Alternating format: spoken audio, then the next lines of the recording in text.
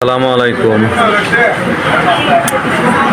আজকে সকালে যখন দোকান খুলি আমি দোকানে আসি, তখন এক ভদ্রলোক আসছে, সেখানে জিজ্ঞেস করলো যে মুরগি এটা কত করি, মানে একটা মুরগি দেখাইছে আমাকে। আমি বললাম এত করি, এনে দরদাম করলো, দরদাম করে মুরগি মোবাইলে জিজ্ঞেস করলো কত আসছে, আমি বলছি এত আসছে। ও আচ্ছা রেখে দেন, বাসা আলাপ করে দেখে নিতে বলে তারপর নেব। তো যদি নিতে বলে নিব, এই ধরনের কথা যদি বলে থাকে মুরগি দরদাম করেন মাপনের পরে,